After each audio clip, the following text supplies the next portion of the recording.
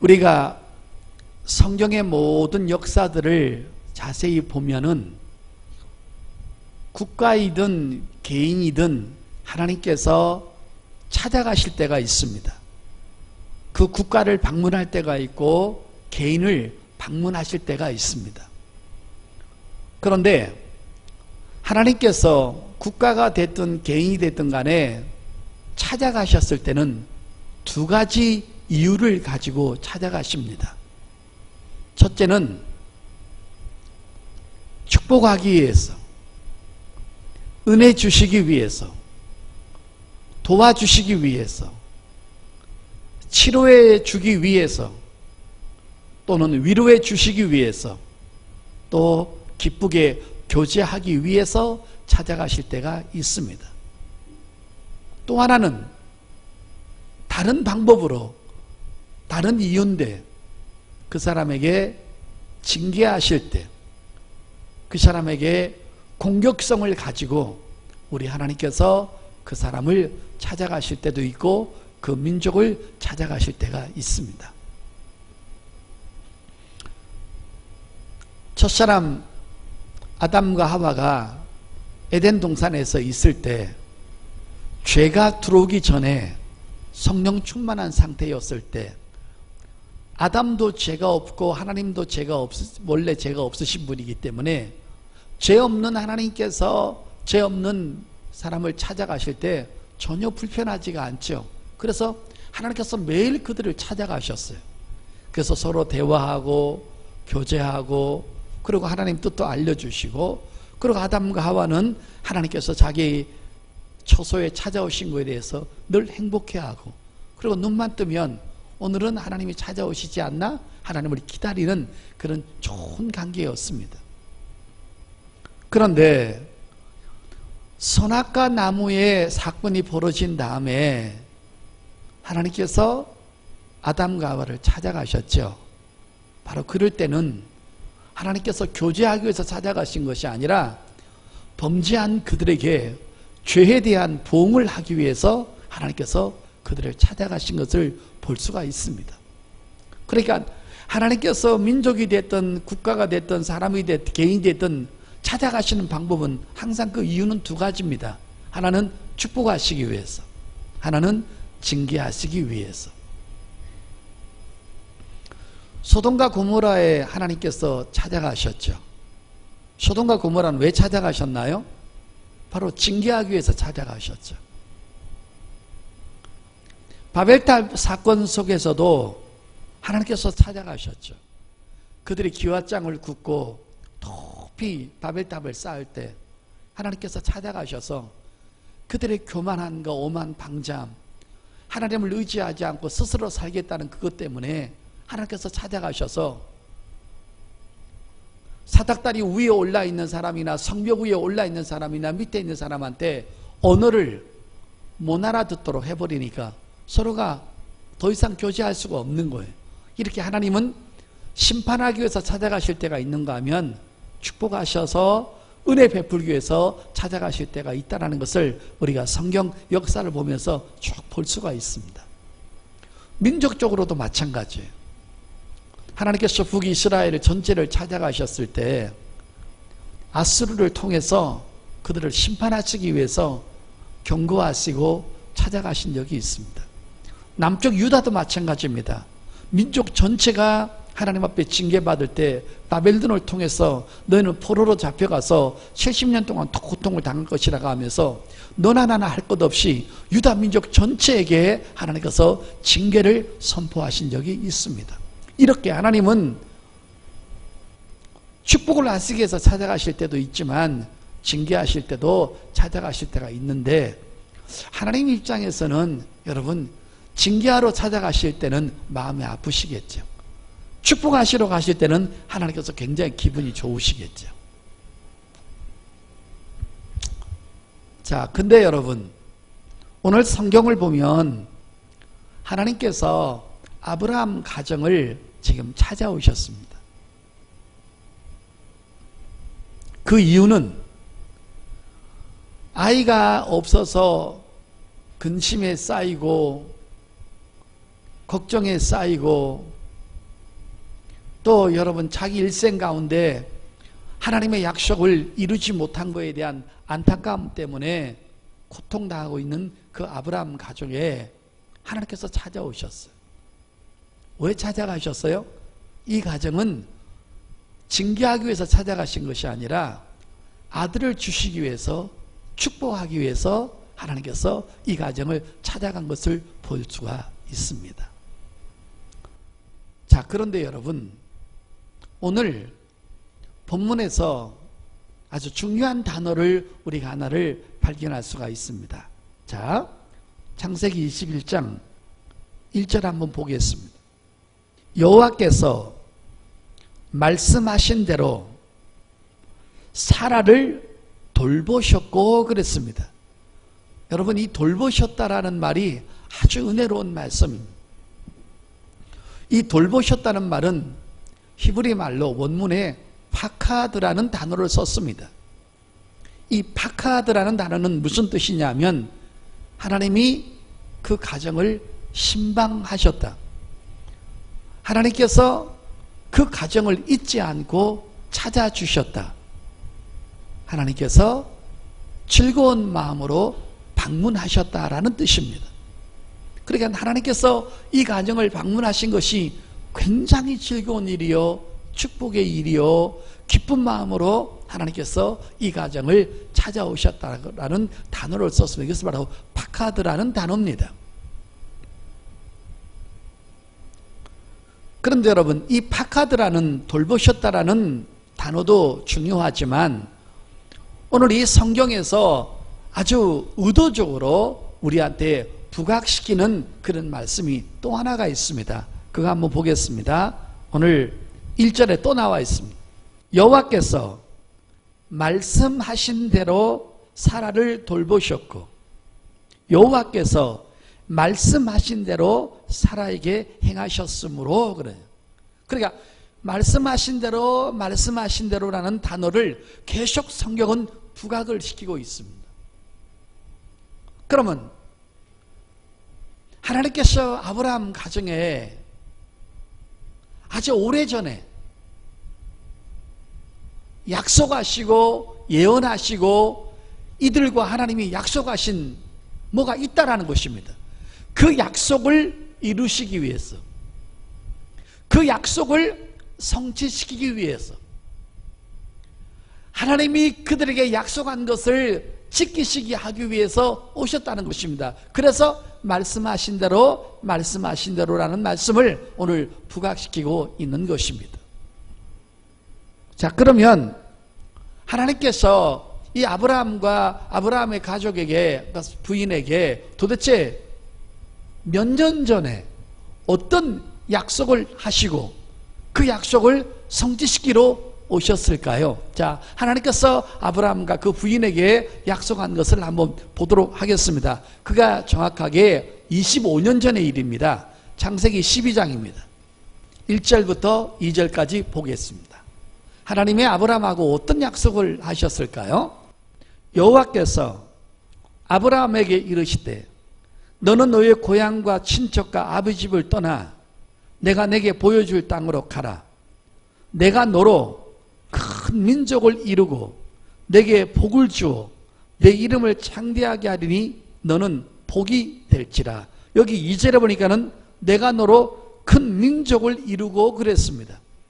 성도 여러분, 저 보세요. 아브라함이 갈대아 우르를 떠나서 하나님이 지시하는 젖과 꿀이 흐르는 가나안 땅으로 가게 되면 아브라함을 통해서 하나님은 큰 민족을 이루겠다고 약속을 하셨는데, 이것을 아브라함이 하나님 앞에 요구한 것이 아니라 하나님이 아브라함에게 일방적으로 약속하신 거예요. 선포하신 거예요. 내가 너를 통해서 큰 민족을 이루겠다. 여러분, 그렇다면 아브라함을 통해서 민족이 형성되려면 아브라함을 통해서 자식이 태어나야 됩니까? 안 태어나야 됩니까? 태어나야 된다는 말이죠. 그러니까 하나님은 아브라함에게 네 후손을 통해서 큰 민족을 이루겠다는 하나님의 약속을 아브라함에게 주신 거예요. 그러니까 아브라함은 그 하나님께서 주시는 약속을 가지고 갈대아 우르를 떠나서 젖과 꿀이 흐르는 가나안 땅까지 가게 된 겁니다. 자, 그러면 여기서 지금 하나님의 큰 뜻을 세 가지를 발견할 수 있어요. 첫째는 하나님께서 아브라함에게 소명을 주셨다는 거예요. 두 번째는 이스라엘의 민족의 믿음의 조상이 되겠다는 거예요. 아브라함이 믿음의 조상이 된다는 거예요. 그 다음에 아브라함의 후손 가운데에서 먼 훗날에 온 인류를 죄에서 구원하실 메시아가 오신다는 거예요. 그러니까 하나님께서 아브라함에게 큰 그림으로 세 가지 약속을 한 거예요. 하나는 너에게 소명을 주셨고, 그 소명이 이스라엘 민족의 믿음의 조상이 되겠다는 것이고, 그 다음에 그 믿음의 조상이 되겠다는 말은 아브라함을 통해서 그 후손 가운데 온 인류를 죄에서 구원하실 메시아를 아브라함의 후손으로 보내주시겠다는 그 약속을 하나님께서 하신 거예요. 그러니까 아브라함을 통해서 태어날 그런 자식은 그냥 엄마 아빠 밑에서 자라는 그런 아들을 태어나게 한 것이 아니라 그 아들을 통해서 메시아까지 오는 그 족보를 이어가겠다는 큰 사명을 하나님께서 아브라함에게 주신 거예요. 할렐루야. 그러니 여러분, 아브라함이 기쁠까요? 안 기쁠까요? 자, 여러분, 우리 여기 지금 오늘 결혼 안 한 처녀 총각들이 몇 있어요. 그런데 오늘 하나님께서 너에게 나타나서, 야, 너가 시집가서 태어날 아들이 첫 번째 애가 태어날 텐데 그 아이가 장차 40년 후에 대한민국 이거를 대통령이 된다고 말을 했다면 여러분이 기분이 좋을까요? 안 좋을까요? 응? 물론 그런 일은 없겠지만, 응? 그 아들이 보통 아들입니까, 여러분? 응? 우리 유월성 권사님한테 하나님께서 나타나셔야 내년쯤 돼서 상수기가 시집을 갈 건데 상수기가 노는 아들이 나중에 이 나라 민족의 대통령이 된다, 혹은 빌리그레암 목사님보다 김기대 목사님보다 훨씬 귀하게 쓰는 주혜정이 탄생할 거라고 미리 알려주셨다면 얼마나 기쁘겠어요.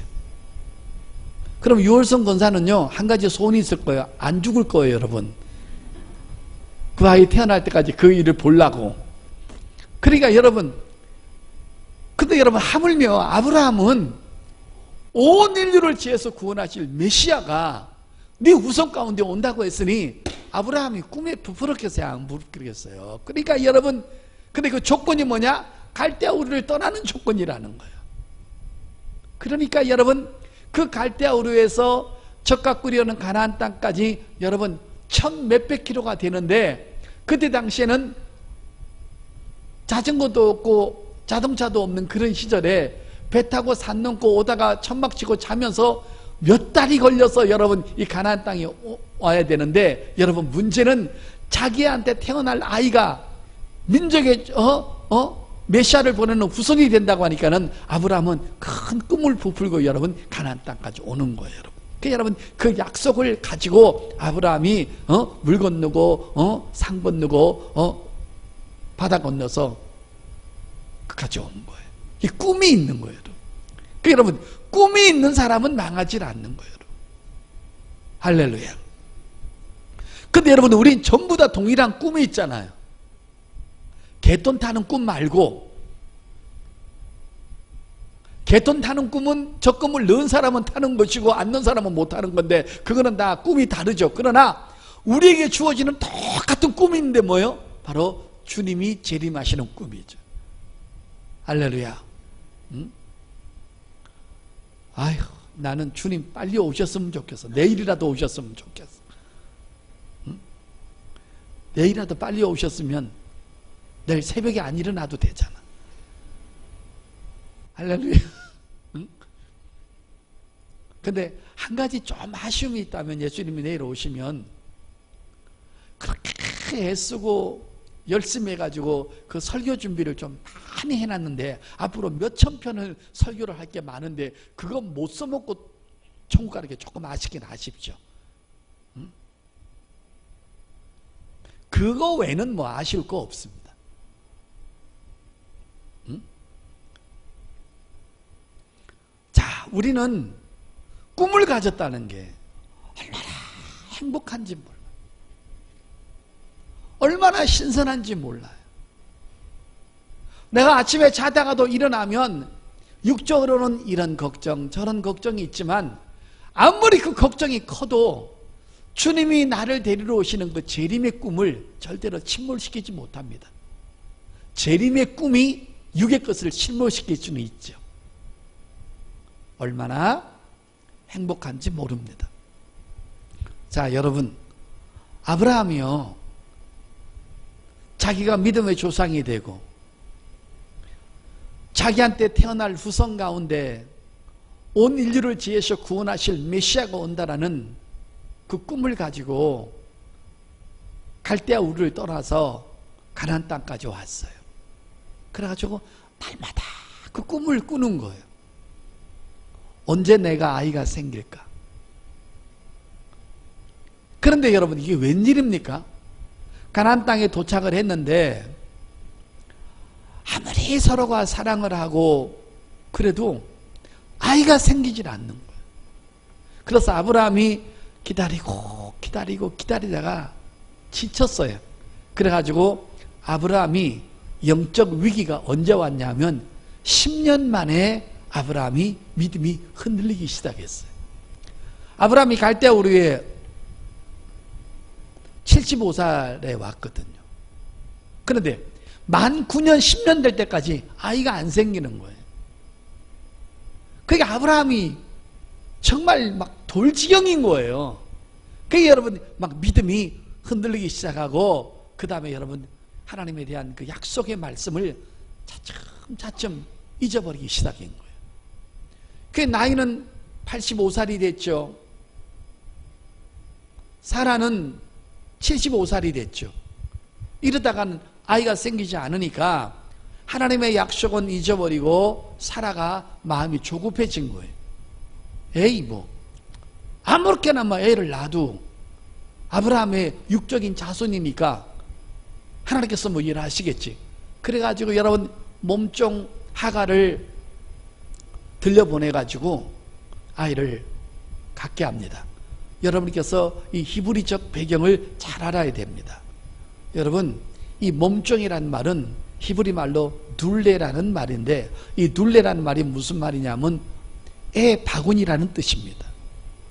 그러니까 둘이 사랑에 빠져서 작은 각시를 얻는 것이 아니라 잠시 동침만 해서 아이만 놓으면은 그 아이를 아브라함 호적에 올려놓고 그 몸종하고는 다시 살지 않습니다.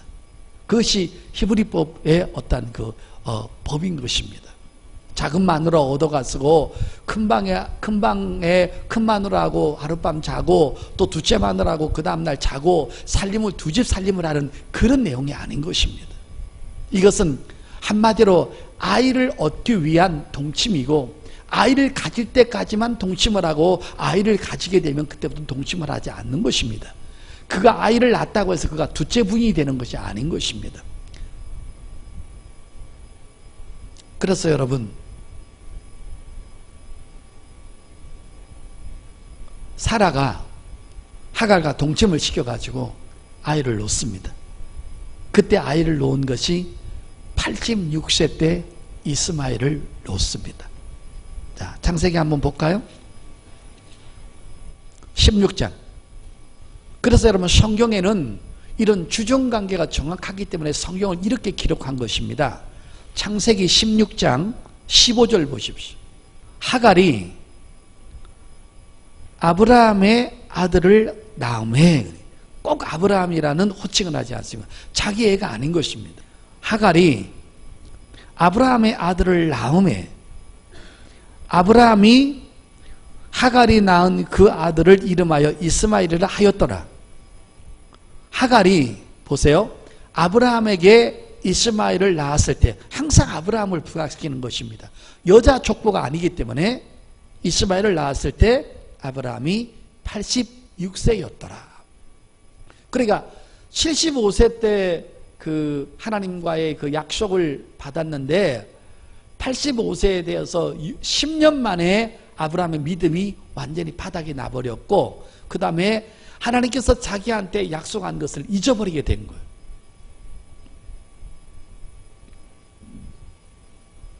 그리고는 여러분, 아브라함 나이가 99세가 됐어요. 13년이 흘렀어요. 그래서 아브라함하고 사라는 하나님의 약속을 까마득하게 잃어버리고, 그 이스마엘을, 여러분 육적으로 자기 아들이니까 얼마나 이쁘겠어요. 그것도 노년에 얻은 아들이니까 애지중지하고 이스마엘을 키운 거예요. 그런데 99세 때 하나님이 아브라함에게 다시 나타나십니다. 자, 17장 1절입니다. 아브라함이 99세 때 여호와께서 아브라함에게 나타나서 그에게 이르시되 나는 전능한 하나님이라 너는 내 앞에서 행하여 완전하라. 내가 내 언약을 나와 너 사이에 두어 너를 크게 번성하게 하리라 하시니 아브라함이 엎드렸더니 하나님이 또 그에게 말씀하여 이르시되 보라 내 언약이 너와 함께 있으니 너는 여러 민족의 아버지가 될지라. 지금 창세기 아까 12장에 75세 때 불렀던 그 민족이라는 단어를 하나님이 다시 쓰십니다. 그러니까 아브라함은 잊어버렸는데 하나님은 다시 쓰십니다. 4절에 보라 내 언약이 너와 함께 있으니 너는 여러 민족의 아버지가 될지라. 이제 후로는 내 이름을 아브라함이라 하지 아니하고 아브라함이라 하리니 이는 내가 너를 여러 민족의 아버지가 되게 함이니라. 성도 여러분, 접으시길 바랍니다. 자, 아브라함은 까마득하게 잊어버려가지고 지금 25년이 흘렀어요. 그 25년 동안에 수많은 시간들이 교차해 갔어요. 아이가 태어났어요. 그 아이를 키웠어요. 그 아이에게 정을 듬뿍 두었어요. 근데 하나님 99세 때 다시 하나님은 아브라함을 파카드하셨어요. 신방하셨어요. 갑자기 나타나셔서 내가 25년 전에 너한테 민족을 이루겠다는 언약한 거 내가 이제 성취하겠다 그랬어요. 이때 아브라함의 믿음이 있었을까요? 믿음이 전혀 바닥이 났어요. 그래가지고 하나님께서 이렇게 말씀하시는 것을 웃었어요. 여러분 한번 넘겨보실래요? 그 16절에 보면 내가 그에게 복을 주어 그가 내게 아들을 낳아주게 하며 내가 그에게 복을 주어 그를 여러 민족의 어머니가 되게 하리니 민족의 여러 왕이 그에게서 나니라. 아브라함이 엎드려 웃으며 마음속으로 이르되 100세 된 사람이 어찌 자식을 낳을까? 사라는 90세니 어찌 출산하리요 하고 아브라함이 하나님께 아뢰되 이스마엘이나 하나님 앞에 살기를 원하나이다. 그래서 웃었어요. 이거 믿음이 완전히 없는 거죠. 하나님이 말씀하는데 웃은 거예요. 그런 하나님 그렇게 좀 이상한 소리 하지 마시고 이스마엘이나 좀 살기를 원합니다. 그렇게 된 거예요. 자, 그 다음에 19절에 하나님이 이르시되 아니라 내 아내 사라가 내게 아우를 낳으니 너는 그 이름을 이삭이라 하라. 내가 그와 내 언약을 세우리니 그의 후손이에게 영원한 언약이 되리라. 그 다음에 21절에 내 언약은 내가 내년 이 시기에 사라가 내게 낳을 이삭과 세우리라. 하나님이 아브라함과 말씀을 마치시고 그를 떠나 올라가셨더라. 아멘. 이렇게 하나님은 자주 이 파카드 하셔요. 자주 오셨다가 갑자기 사라지기도 하고 하나님의 계획을 알려주시기도 하고 그렇게 하는데 여러분 제 말 잘 들으세요. 오늘부터 또 기도하실 때 하나님은 저한테 좀 파카드 해주세요. 그런 자꾸 나타나라고 하지 마시고 잘못하면 유령 나타납니다. 여러분 그게 아니라 하나님은 여러분에게 지금 말씀으로 나타나시는 거예요. 할렐루야.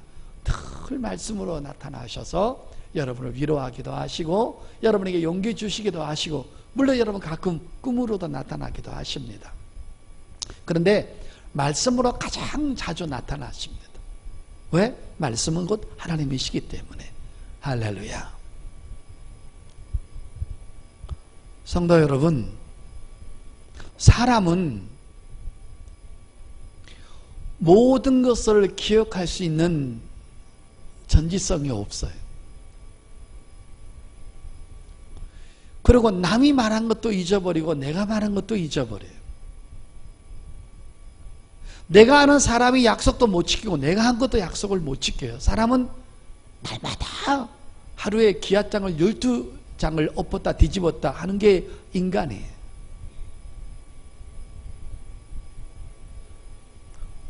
어느 날 우리 교회가 미치도록 좋을 때가 있는가 하면 또 그렇게 미치도록 좋지 않고 덤덤하게 좋을 때가 있어요. 이게 사람이 다 왔다리 갔다리 하는 거예요, 여러분.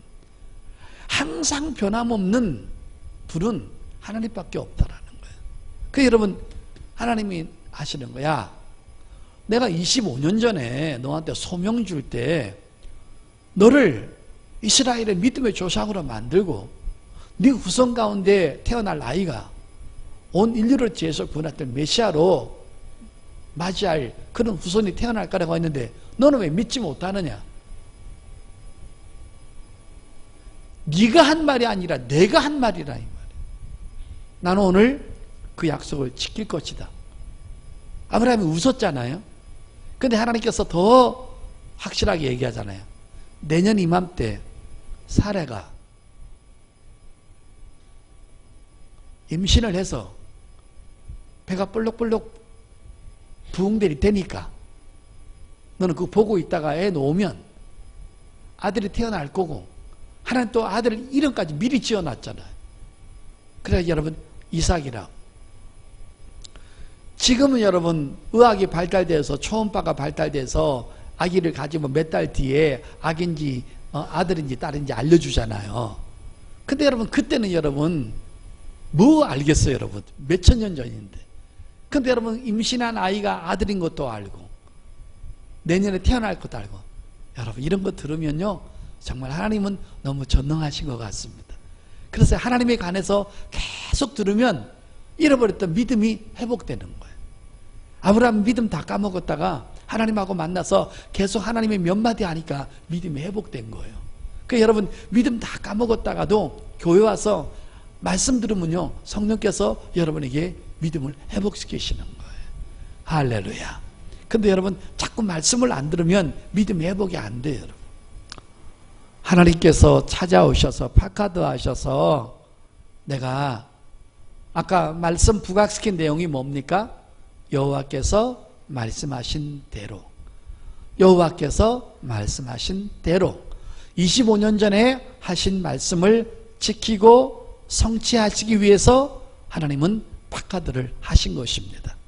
인간 편에서는 믿지 못하고 인간 편에서는 잃어버렸지만 하나님은 자신의 입으로 하신 말씀을 절대로 여러분 잊어버리지 않으신 것이죠.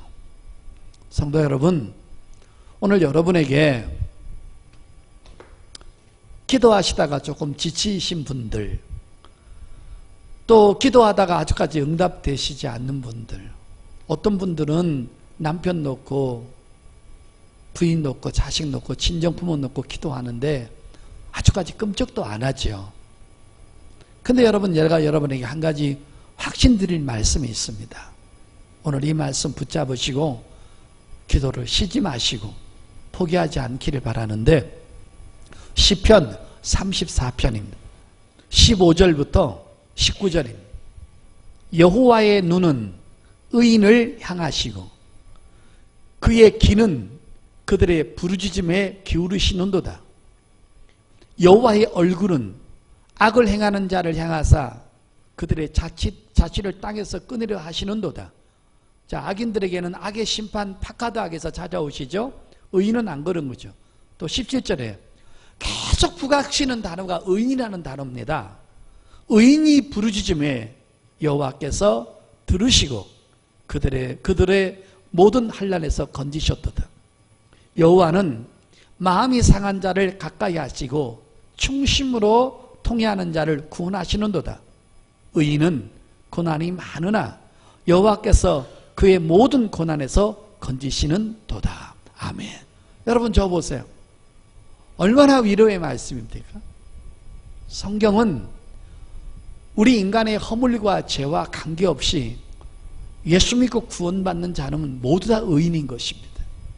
그런데 오늘 이 말씀에서 부각시키는 단어는 의인의 기도를 들으시고 잊지 아니하시고 반드시 들어주신다는 약속입니다.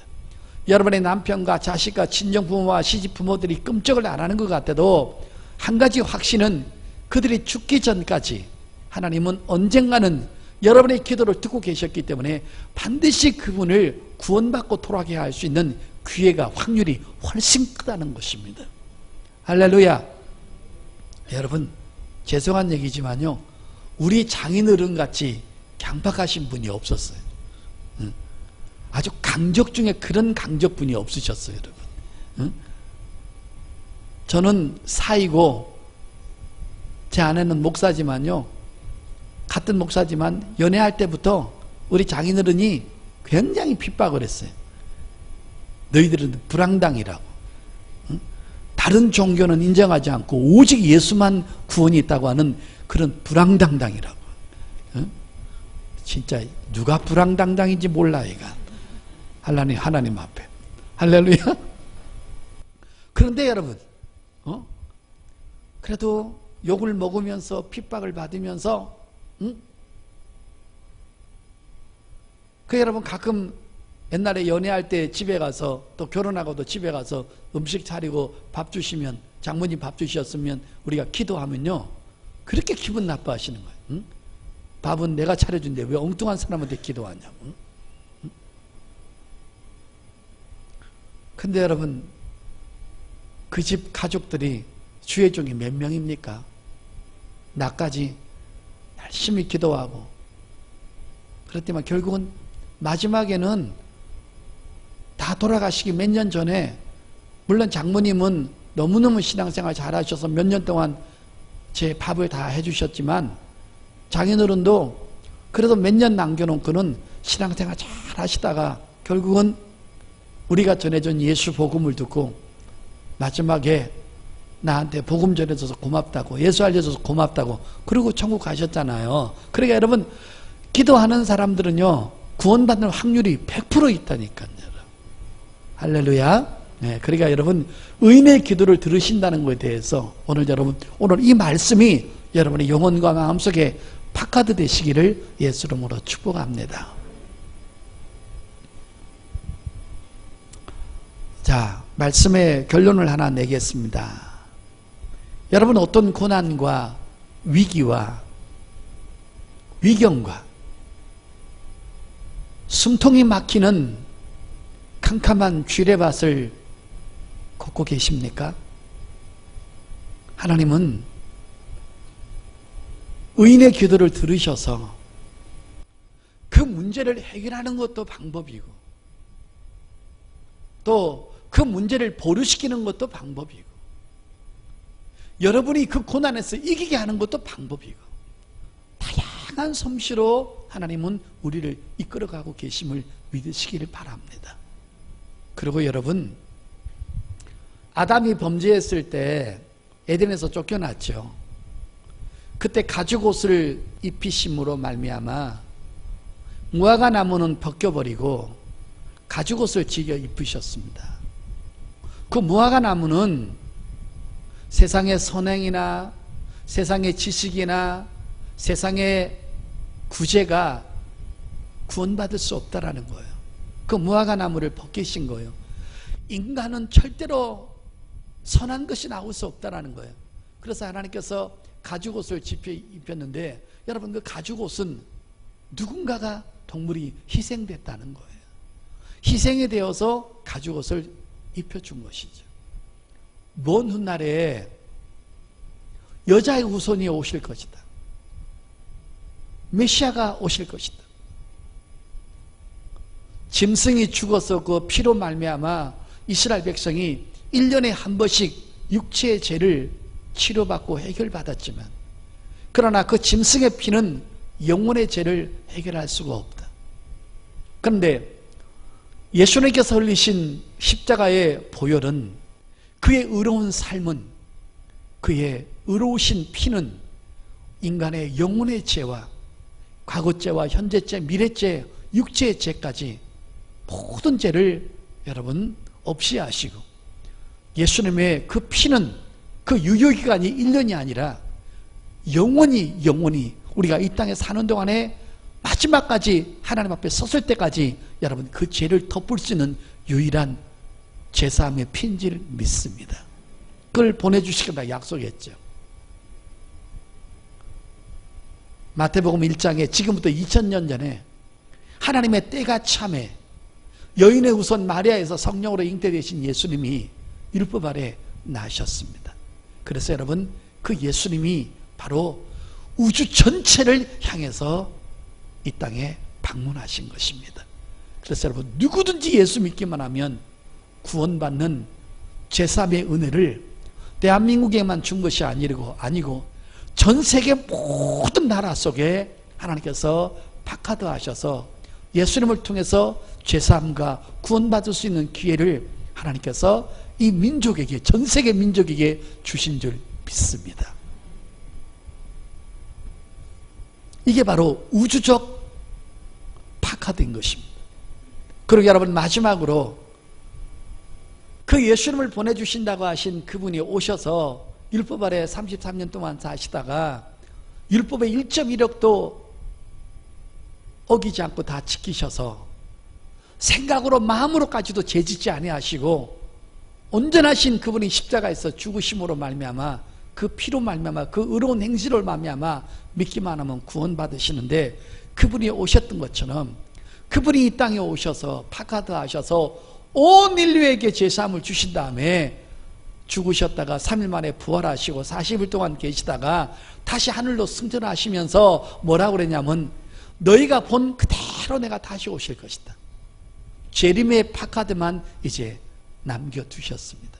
우린 그날을 기다리면서 우린 하루하루를 행복하게 그날을 기다리면서 살아가야 될 줄 믿습니다.